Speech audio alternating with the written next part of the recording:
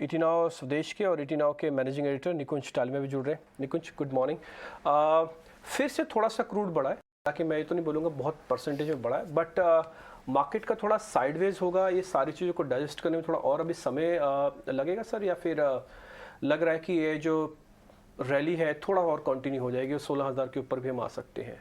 देखिए, we for victory मत बोलिए अभी। वी फॉर विक्ट्री इसलिए नहीं बोलनी चाहिए बिकॉज ये बुल मार्केट नहीं है। यस, ये एक मार्केट है जो एडजस्ट हो रहा है मैक्रोज, ग्लोबल क्यूज, सेलिंग और हाई इन्फ्लेशन में। यस, तो मार्केट बॉटम एक प्रोसेस है, मार्केट टॉप एक प्रोसेस है, एक दिन में नहीं होता ये। हाँ। मार्केट को बनने में, टॉप होने में समय लगता है। हाँ। जनवरी से मार्केट टॉप हुआ, मार्च एंड में जाकर के मार्केट ने एक बड़ा टॉप बनाया। यस, उसी प्रकार जो बॉटम मार्केट में बनेगा ये एक ऑन गोइंग प्रोसेस रहेगा। यस। अब अगर ये बेयर मार्केट है जो कि कई शहरों में दिख रहा है, तो बेयर मार्केट के अंदर जो रैलीज होती हैं बहुत शार्प होती हैं, मगर हिंदुस्तान में मुझे बेयर मार्केट नहीं लगता है। तो ये एक बुल मार्केट करेक्शन है, और बुल मार्केट करेक्शन के बाद मार्केट को संभलने में समय लगेगा। तो रणनीति क्या अपनानी चाहिए? आई थिंक इस समय एक या तो 2 या 3 दिन का मार्केट का स्टेबिलिटी का वेट करिए। मार्केट को रेंज हमें पता लग जाएगी, भले निफ्टी की रेंज हो, बैंक निफ्टी की रेंज हो, इंडिविजुअल स्टॉक्स की रेंज हो, रेंज हमें पता लग जाएगी। उसके बाद लीजिए। किसी किताब में नहीं लिखा है कि आपको रोज ट्रेड करना है, बिकॉज अगर आप आज ट्रेड करते हैं और क्रूड की वजह से, ग्लोबल क्यूज की वजह से, एफआई सेलिंग की वजह से अगर मार्केट घूमेगा, तो फिर जो रिसेंट लो बना है वो रीटेस्ट हो जाएगा, और फिर वो एक खतरनाक बात है। देखो, एक छोटा सा पॉइंट पूछ रहा, आपने कहा ना कि इंडिया में आपको मंदी नहीं लगती, इसकी 2-3 वजह आप बता सकते हैं कि इंडिया ग्लोबल मार्केट से कैसे अलग हुआ है? देखिए, आपकी इकोनॉमी, आपकी इन्फ्लेशन, आपकी अर्निंग साइकिल, आपके डेट टू जीडीपी रेशियो, आपका जो कॉर्पोरेट बैलेंस शीट है, प्रॉफिटेबिलिटी कॉर्पोरेट्स की है, आईटी बैंक जैसे सेक्टर्स हैं, आप अगर देखिए कंजम्पशन पैटर्न्स कहाँ जा रहे हैं, बुनियादी चीज़ें काफ़ी डिफरेंट हैं। बुनियादी चीज़ें काफ़ी डिफरेंट है बिकॉज चाइना में हम देख रहे हैं, हम जानते हैं कि एक प्रकार का रीओरिएंटेशन हो रहा है। सभी बड़े शहर, सभी बड़ी मैन्युफैक्चरिंग कंपनीज चाइना से हिस्सेदारी कम करना चाहती है। हिंदुस्तान के अंदर जो इन्फ्लेशन है अभी, इन्फ्लेशन मैनेजेबल है, ज़्यादा है मगर मैनेजेबल है। इस साल अगर मॉनसून देखें, मॉनसून ठीक ठाक लग रहा है। सॉफ्ट कमोडिटीज़ में गिरावट आ रही है, आपके पास फॉरेक्स रिजर्व है, और क्रूड जो है मेरे हिसाब से एक महंगा है, न्यूज़ अच्छी नहीं है मगर मैनेजेबल रेंज में। और तीसरा क्या होता है जी, जब समय आता है किसी देश का तो परसेप्शन चेंज होता है, ग्लोबल लोकप्रियता बढ़ती है। हमारे प्रधानमंत्री साहब G7 में गए, किस प्रकार की लोकप्रियता है। कल हमने सबने देखा था कि किस प्रकार बाइडेन साहब उनसे मिलने आए थे। तो एक लोकप्रियता है, एक चक्र बदल रहा है, समय बदल रहा है, एक जैसे हम कहते हैं ना, बढ़ो बदलो देश के साथ। वो थीम जो है कुछ सालों में हमें देखने को मिलेगा। राइट, बिल्कुल। ऐसे में निकुंज, आप कई बार वर्ड ऑफ कॉशियस भी देते हैं ट्रेडर्स के लिए, वो कौन से सेक्टर्स में अभी फिलहाल ट्रेड ना करें? क्या आज भी आप वही ट्रेड करना चाहेंगे? मे बी स्टील या कमोडिटीज अभी भी आपको उसी जोन में लगता है जहाँ पर नो ट्रेड जोन है, या फिर अगर कोई ऐसा स्पेशल सेक्टर स्टॉक आपको दिमाग में आता है जहाँ पर आपको लगता है कि नजर रखी जा सकती है? देखिए, मेटल्स में हम बात कर चुके हैं, मेटल्स अभी भी खराब लगते हैं, क्योंकि आप एक सेक्टर टर्न मार चुका है, और 18 से 20 महीने की तेजी के बाद इस सेक्टर ने बड़ा टर्न मारा है, और डिमांड को लेकर ये कंसर्न है इस समय।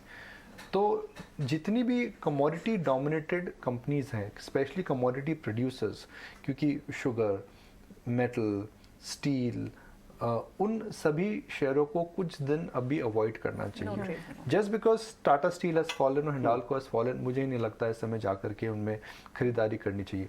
आज एक मैं बड़ी इंटरेस्टिंग रिपोर्ट पढ़ रहा था, CLSA की रिपोर्ट कैंपस शूज के ऊपर है। और आप बोलेंगे जी कैंपस शूज, जी हाँ, ये ब्रांड से हम जस्ट लॉन्च्ड है, अभी भी IPO आया है। एक ऐसी एक नीश कैटेगरी में नहीं है, मास कैटेगरी में ब्रांड है। इसके जूते जो आते हैं मास अपील के जूते आते हैं।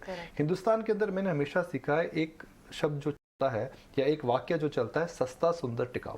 तो कैंपस जो जूते बना रहा है वो सस्ते, सुंदर और टिकाऊ है, प्राइस रेंज अच्छी है, रिसेंट IPO आया था, तो मुझे लग रहा है कि उस स्टॉक पर आज नजर रखनी चाहिए। कल पेटीएम में क्या धमाल हुआ, 8% वॉल्यूम भी जोरदार था कल। तो किसी बड़े इंस्टीट्यूशनल बायर ने बहुत जोर से पेटीएम के अंदर खरीदारी करी है, तो नजर उस पर रखनी चाहिए। एक बार जरा पेटीएम के बारे में बताइए, भी और चल सकता है क्या? क्योंकि लोगों को धीरे धीरे कॉन्फिडेंस आ रहा है कि शायद बॉटम बन गया, विजय शेखर ने खुद से कुछ इन्वेस्टमेंट किया, उसके बाद से शेयर चला, ये भी और चल सकता है? विजय शेखर साहब ने कितने शेयर्स ऊपर में बेचे थे और कितने शेयर्स नीचे में लिए हैं, तो अगर आप उस आंकड़े को देखेंगे, ये डिम्पी जो आप मेरे से प्रश्न पूछ रहे हैं, ये शायद 4 या 5 लोग मेरे से 2 दिन में पूछ चुके हैं जी। Promoter is buying, is sign of confidence. मगर प्रमोटर ने कितनी क्वांटिटी खरीदी है और उन्होंने ऊपर कितनी बिकवाली करी थी। पेटीएम का मेन कंसर्न क्या है? Markets are not very convinced about the path of profitability. वह लेकर के जब तक स्पष्टीकरण नहीं आएगा, मुझे लगता है पेटीएम को एक बहुत परमानेंट बाय बोलना बहुत मुश्किल रहेगा। 500 550 के आसपास, शायद 500 से भी नीचे, 500 के आसपास आ गया था स्टॉक चार्ट। 540 के आसपास, 500 550 के आसपास आया था वह। उस समय स्टॉक में वैल्यू दिख रही थी, इसके अंदर कैश है, इसके अंदर ब्रांड है, इसके अंदर डेटा है। मगर पेटीएम को लेकर के आप ये भी नहीं बता सकते हैं what is the path to profitability. और जोमेटो ने जिस प्रकार का ब्लिंकिट का एक्विजिशन करा है, उसको देख करके लोग बोल रहे हैं that are these new tech promoters really serious about walking on the path of profitability. जितना मैं और सोचता हूँ, मैं शायद उतना और समझ नहीं पा रहा हूँ कि जोमेटो ने भाई क्या करा, उतना और कॉम्प्लेक्स ट्रांजैक्शन है। बिल्कुल। तो चलिए, एक्शन तो वैसे दिख रहा है, कॉशियस नजरिया भी अपनाना है, लेकिन ऐसे में कुछ सेक्टर्स जो परफॉर्म कर रहे हैं, ऑटोमोबाइल स्पेस लगातार फोकस में है। The big SUVs in the market. Photo दिखाते हैं अभी, बड़ी एसयूवी है विद अट्रैक्टिव प्राइसेस। बड़ी एसयूवी है। वही इंपॉर्टेंट बात है कि एक एसयूवी को लेकर के एक धारणा होती थी जी, एसयूवीज बड़ी गाड़ी बड़ी कीमत, 20-24 लाख से शुरुआत, बड़ी गाड़ी बड़ी कीमत।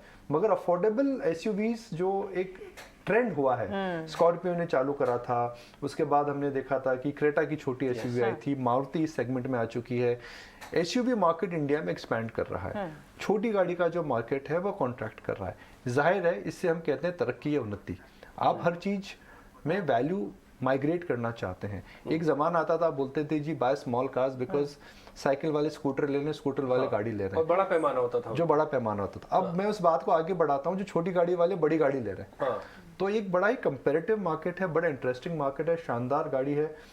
एक प्रकार की मोहर महिंद्रा फिर से लगा रहा है कि भाई they have arrived as a formidable player in the SUV market with the highest market share. Definitely कई चीजों में बुनियादी परिवर्तन आए हैं। जैसे टाटा मोटर का मार्केट शेयर 2 साल पहले 5.5% था, अब शायद 13-14% है। बुनियादी परिवर्तन उन्होंने अपनी गाड़ियों को करा, डायनामिज्म डाला है, नई शेप डाली है, नई उन्होंने उसके अंदर रौनक दिखाई है। उसके 2 साल में 6-7 नए मॉडल्स उन्होंने लॉन्च कर दिए। और अब मुंबई की सड़कों पे जाए तो आपको हरी नंबर प्लेट वाली गाड़ी दिखती है। हरी नंबर प्लेट क्या है जी? Electric vehicle. तो ये इंटरेस्टिंग है। बॉयज एंड टॉयज जैसे हम कहते हैं, इंटरेस्ट तो हमेशा रहता है। बिल्कुल, देखो शुक्रिया, काफी सारे एडवांसमेंट होते हुए दिख रहे हैं। ऑटोमोबाइल स्पेस लगातार फोकस में तो है ही, इलेक्ट्रिक व्हीकल प्ले आउट है, और इस बीच अगर एक गाड़ी के दाम में एसयूवी मिलती हो तो फिर लोग वही सोचेंगे कि एसयूवी क्यों ना खरीदी जाए। Big daddy is in the market, और उसी पर सभी का